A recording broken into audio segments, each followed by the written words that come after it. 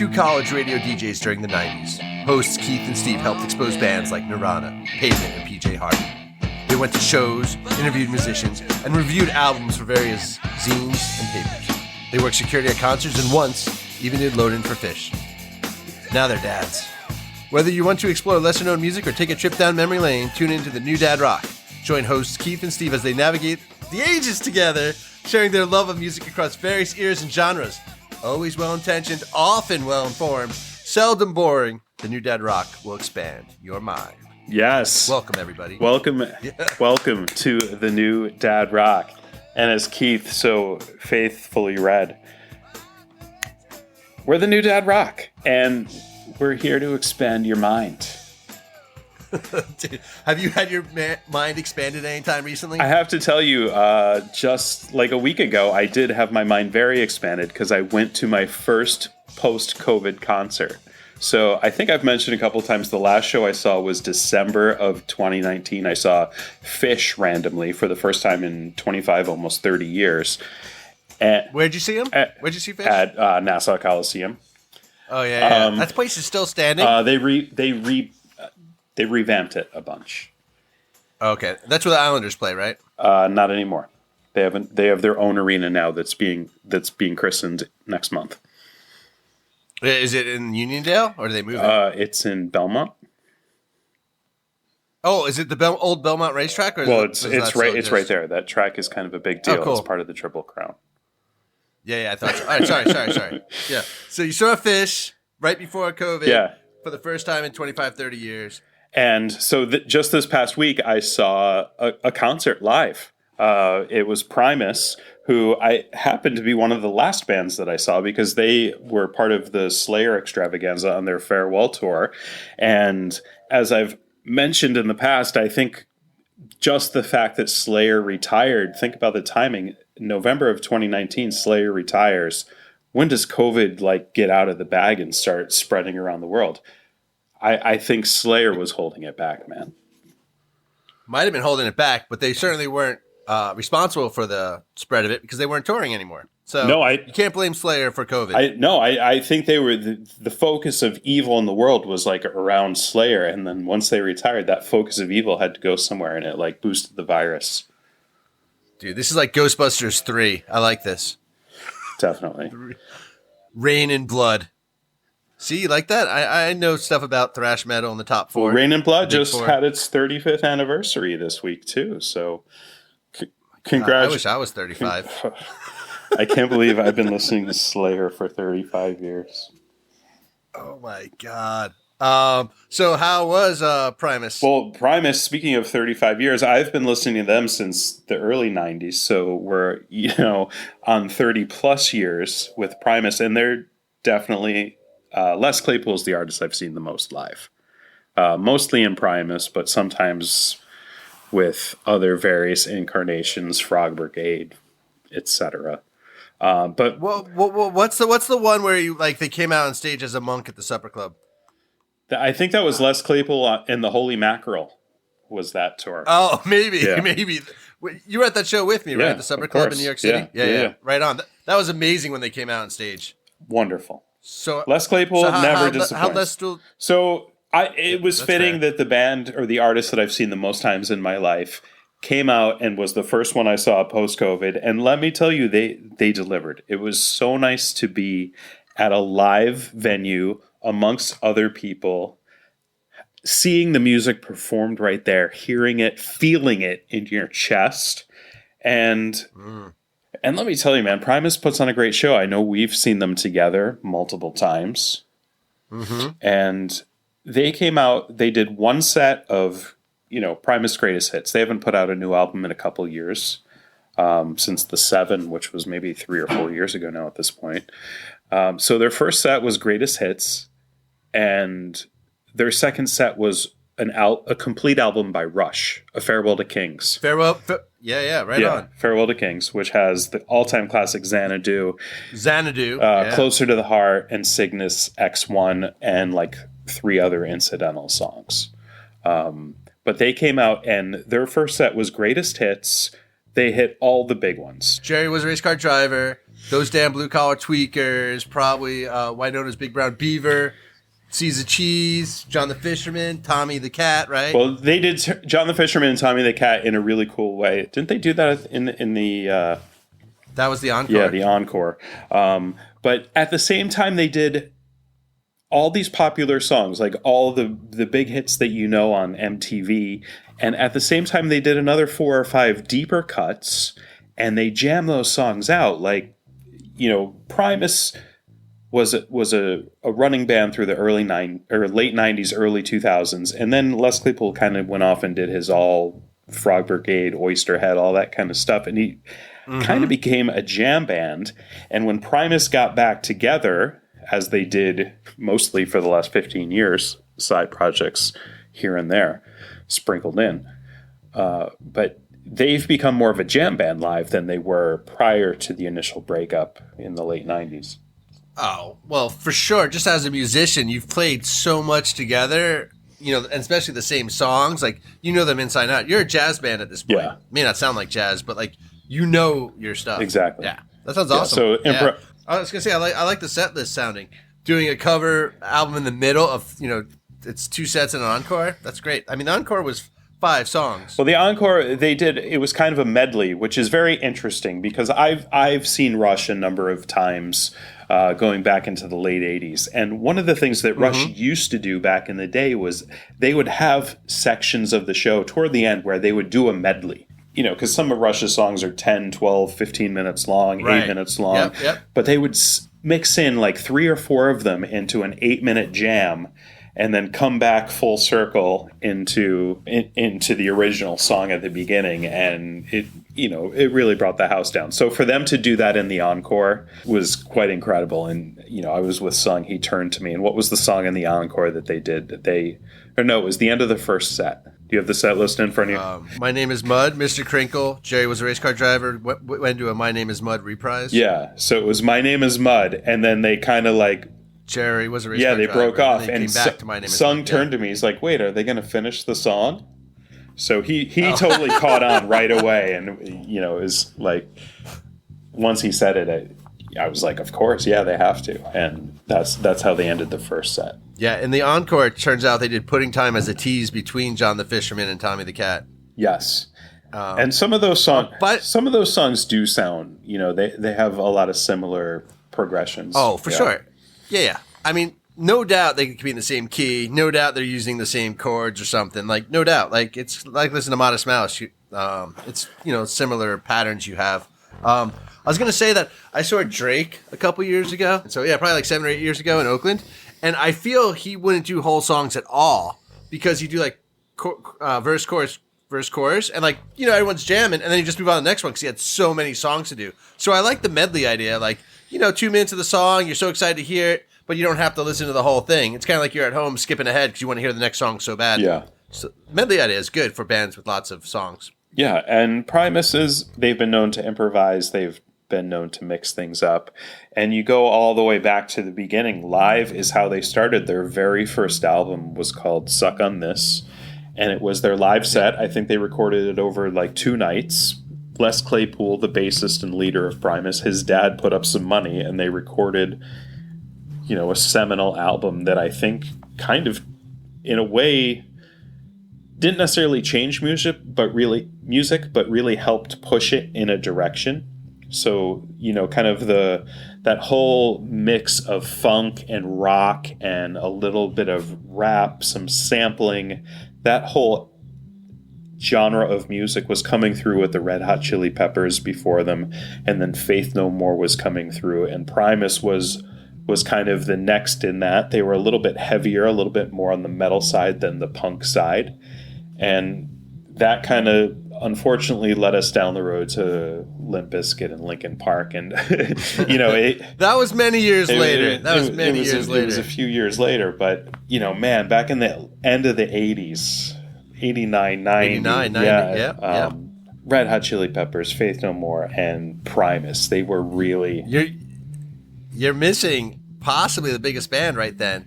Right around the same time, Jane's Addiction's self-titled live album, their first album came out. Right. And along with Primus, They were the then underground alternative metal genre. Yeah. Isn't that crazy? Yeah, and they were the metal genre. Jane's Addiction and Primus. And then there was Fishbone a little bit as well, because... Yeah. Party at Ground Zero. Mm-hmm. Fishbone's a wacky band, but we'll save that for another time, another era. Yeah. What's going on behind them? Like at the live show? You know, a lot of kaleidoscopic, almost trippy visuals. Almost trippy? It's almost trippy visual. You know, if there was the potential to flashback, you kind of get sucked in, and it has the jam band. You're like following down the K-hole. Yeah, I kind of feel that they do that for the band as much as they do for the crowd. Every show I've been at, there's imaging and lights everywhere. It's pretty awesome. Yeah. And they sound great. Of course. It's the original band, back to the, like I said, Suck on This, the first album, Frizzle Fry, Sailing the Seas of Cheese, Pork Soda, right up through Tales from the Punch Bowl. Those first 5 albums, very similar to Iron Maiden, first 5 albums. Check it out. So the songs they didn't do any songs from the last 3 or 4 albums, which makes sense if it wasn't the original band that recorded them. They did 2 songs off Antipop, but everything else is from those 4 albums you just named: Pork Soda, Brown album, Frizzle Fry, and Sailing the Seas. Yeah, well, the Brown album, already Tim Alexander, the drummer, had left by that point. That was the end of the 90s. That was, rap rock had already started, and that was, they were being pushed down the wrong road.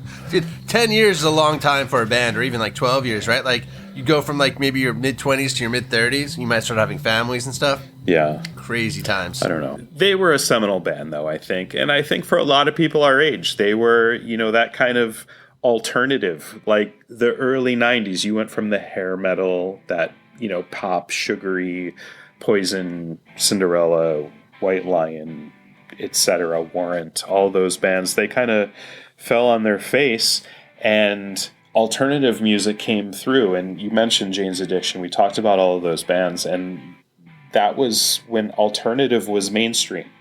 The syntax doesn't make sense, but it's the feeling is there. It was alternative because there was major record labels, and the only way to get distribution was through a record label back in the day, right? And like radio play, you needed to have payola, or the major record labels pushing you. But now with SoundCloud and the internet and YouTube and Bandcamp and all these things, it would be hard to say you're like alternative or underground or independent. Well, everyone's independent. Yeah. Well, whatever it was, they broke through, and they were on Interscope Records eventually after their first couple albums, which is obviously a major player. But they became popular because they were in Bill and Ted's Bogus Journey. They didn't become popular from that, but they gained exposure. What song was that? They played Tommy the Cat. They were like the band right before for Bill and Ted's. And so before the Wild Stallions. Yeah. So you saw them play for a minute. Totally. That's great. And at that point, they already had a fervent Bay Area following. They had a solid album, Frizzle Fry, under their belt. I mean,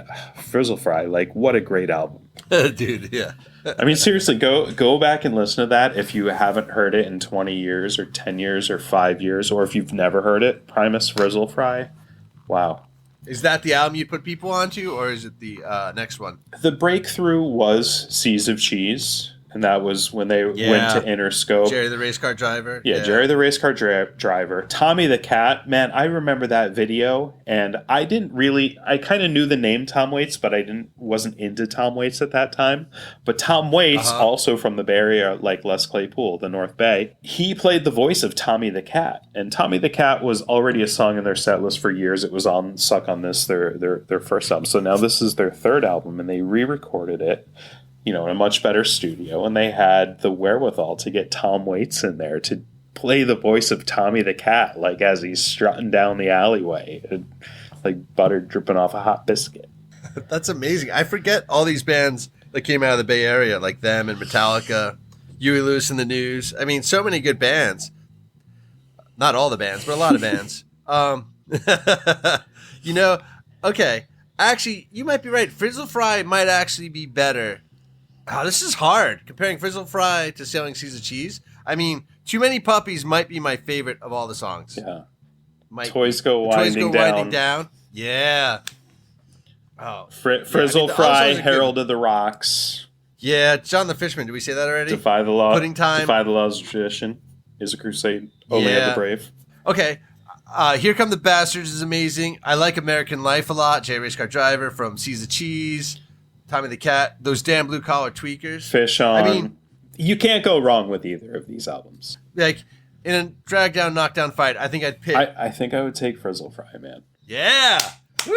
Good for them. Yeah. All right. So what would be your third album? It's either Suck on This, but it's a live album, and it has some repeats of songs. But I think it would be Pork Soda, which I think is the one right after Selling Seas of Cheese. And I think I'd pick Pork Soda because I remember the cardboard like CD case it came in, which was cool, and the bubbles and stuff. Yeah. But like, I think it's because it was the one I was excited for. Like, I kind of got into them probably when Selling Seas of Cheese came out, so they already existed. Yeah. So probably Pork Soda was the first album by them I was excited by. But, I've read that Anti-Pop's supposed to be actually really good. So I actually needed to give that a listen. I haven't. Yeah. So Pork Soda has My Name is Mud. It has Mr. Crinkle. It has the title track. It has a few other songs, DMV, Bob. They're stacked.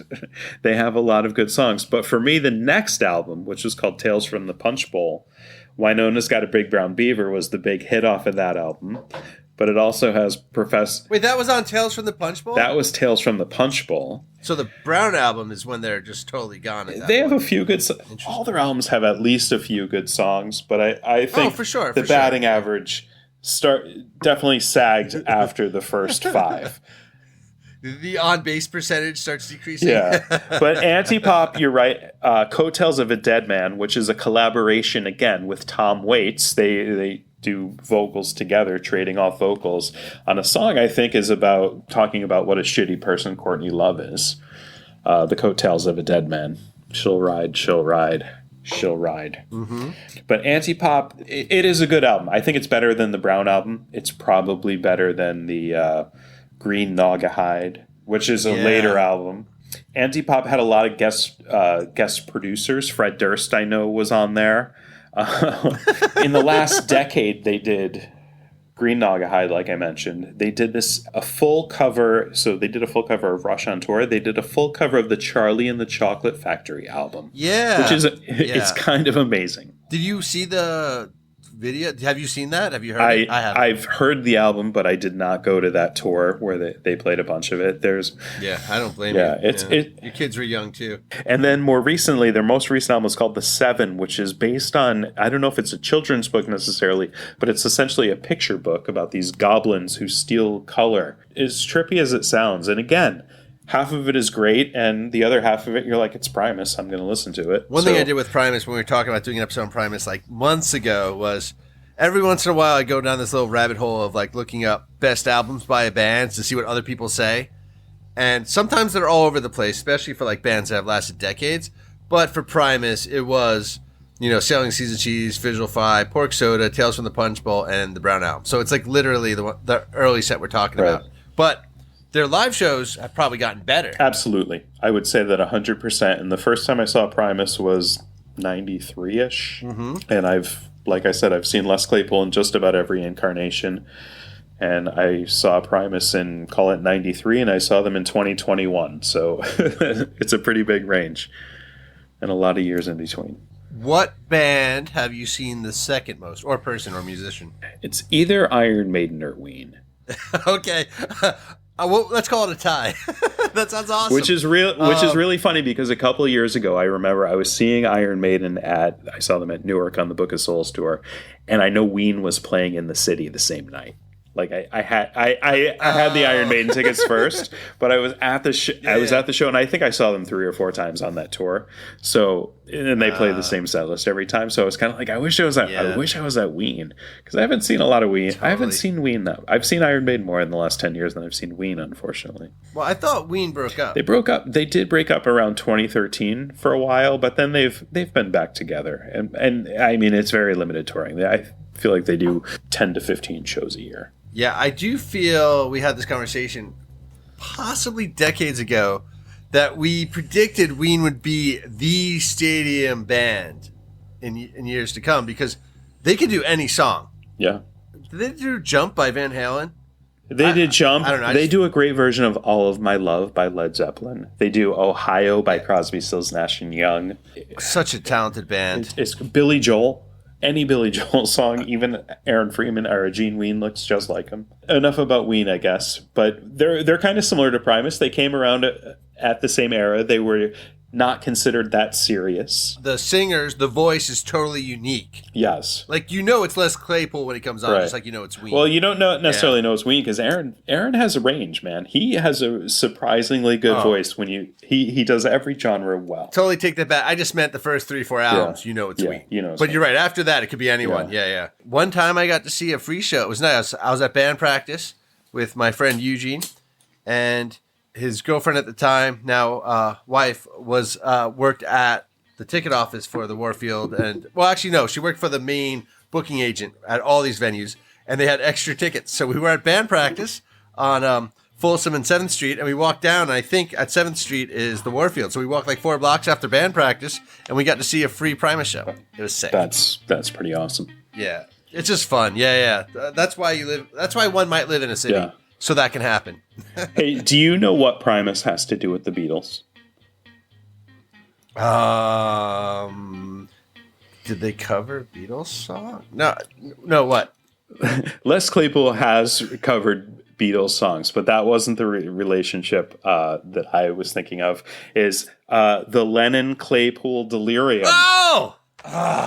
Yes. So John Lennon's son with Yoko Ono, Sean Lennon, who had a solo career. He had a few good albums. He had one really good album. It was one of the first releases on Grand Royal Records, the Beastie Boys record. Oh, the Beastie Boys one. It was one of, that's right.